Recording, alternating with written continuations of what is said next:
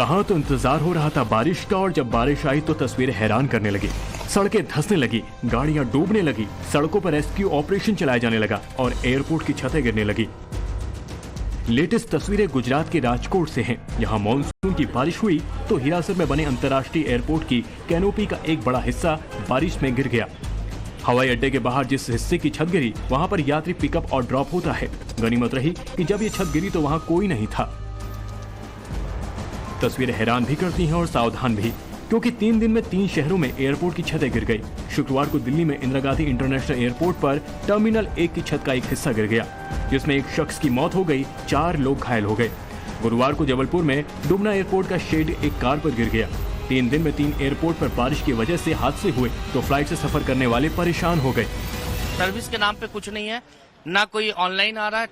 आधे घंटे ये बार बार बढ़ाते जा रहे हैं ऑनलाइन पे, और कोई सर्विस किसी भी तरीके का नहीं मिल रहा है। हम लोग को इतनी दिक्कत हो रही है, बहुत परेशानी झेल रहे हैं। बैठने की जगह नहीं, बारिश है, कुछ कोई मतलब इतना रोड में भी इतना बारिश, मतलब पानी भरा हुआ देख ही रहे हो ना दिल्ली का हालत।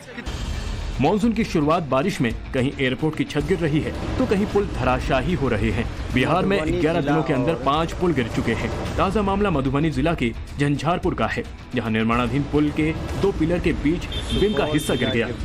आपको बता दें कि 18 जून को अररिया में बकरा नदी पर 12 करोड़ रुपए की लागत से बना पुल ढह गया। 22 जून को सिवान जिले में गंडक नदी पर बना पुल गिर गया।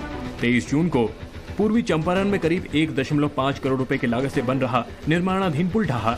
27 जून को किशनगंज जिले के कंकई और महानंदा नदियों को जोड़ने वाली एक छोटी सहायक नदी पर बना पुल भी ढह गया। इसके बाद पुल गिरने की ताजा घटना मधुबनी जिले की है। सवाल उठता है कि बारिश की मार से करोड़ों के कंस्ट्रक्शन क्यों धराशायी हो रहे हैं? क्या इसमें इंजीनियरिंग का दोष है या फिर नीयत का? बहरहाल मॉनसून की बारिश का कहर मैदान से लेकर पहाड़ों तक टूट रहा है। राजधानी दिल्ली हो या यूपी, गुजरात हो या राजस्थान, आधे हिंदुस्तान में आसमान से आफत बरसने लगी है, जबकि मॉनसून अभी ठीक से आया भी नहीं है। कई जगहों पर एंट्री बाकी है, मतलब ये तो ट्रेलर है, पिक्चर अभी बाकी है। मॉनसून की पहली बारिश ने दिल्ली की पोल खोल दी। कहा तो दिल्ली को लंदन बनाने चले थे, लेकिन महज 2.5 घंटे की बारिश में राजधानी टापू बनकर रह गई। जिस तरीके से कल बारिश हुई और कुछ घंटों की बारिश ने पूरी दिल्ली को जलमग्न कर दिया। जगह जगह पर वाटर लॉगिंग की समस्या आई, और ऐसी समस्या जहां दिल्ली का वीवीआईपी एरिया कहा जाता है, लुटियन जोल, सेंट्रल दिल्ली, वहां पर यह हालत हुई कि घर के ऊपर तक पानी भर गया, लोगों को निकलना मुश्किल हो गया, ट्रैफिक जाम काफी ज्यादा हो गया।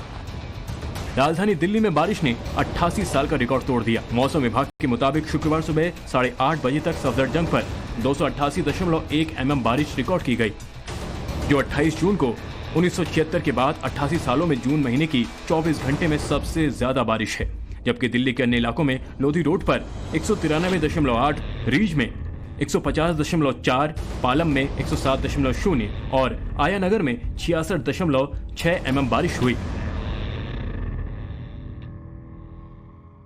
जरूरत है कि अभी मॉनसून आना बाकी है, अभी बहुत बारिश होने वाली है। इस बार मॉनसून जो है नॉर्मल से थोड़ा ज्यादा रहेगा, जैसा मौसम विभाग का कहना है।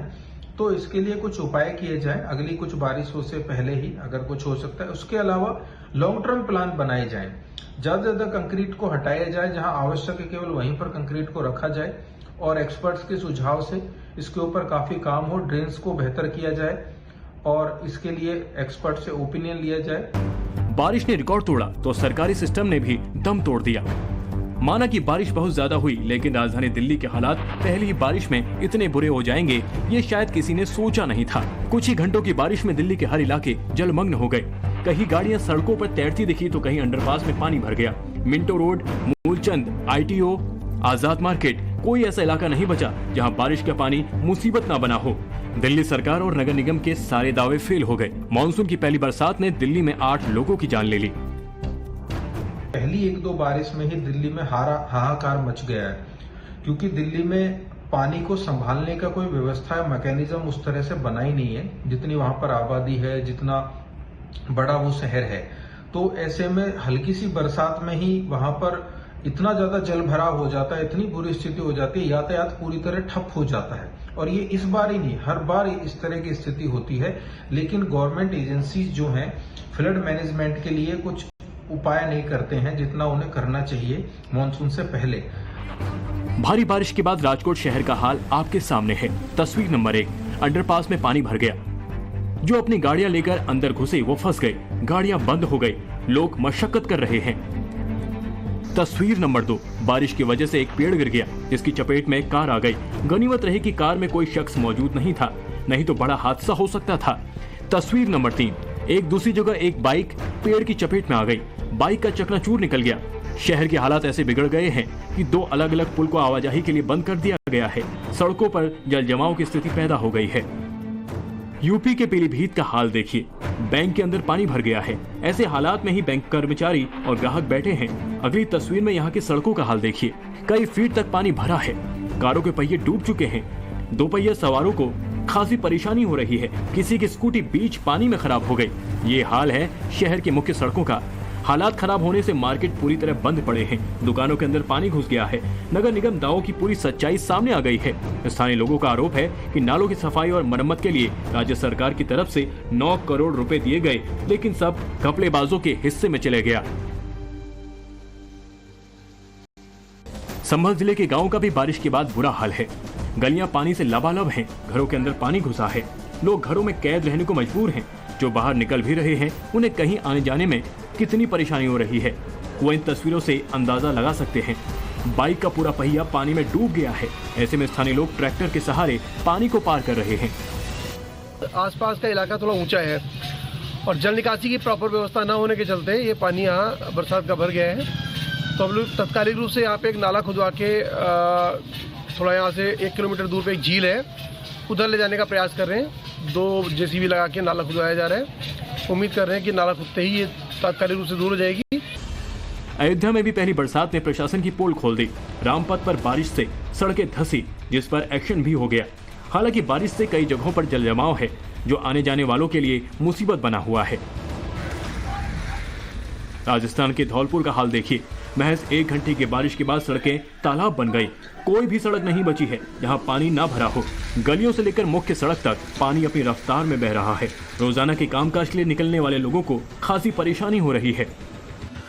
बिहार में भी मानसून का असर देखने लगा है। राजधानी पटना में इस सीजन की पहली तेज बारिश हुई। गर्मी से लोगों को राहत तो मिली है, लेकिन लोगों को इस बात का भी डर है कि कहीं उन्हें भी जल जमाव की समस्या तो नहीं झेलनी पड़ेगी। हालांकि अभी पहली बरसात ही है।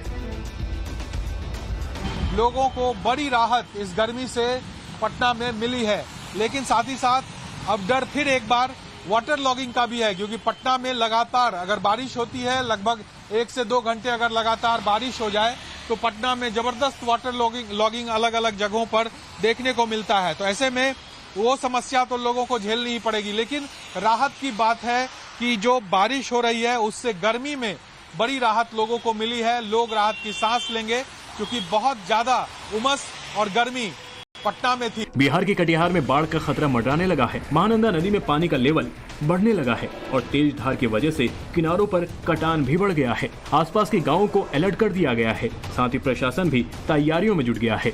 देश के ज्यादातर हिस्सों में मानसून ने मौजूदगी दर्ज करा दी है। कई राज्यों में आज भी तेज बारिश हुई है। मौसम विभाग ने आने वाले दिनों में बारिश को लेकर अलर्ट जारी कर दिया है।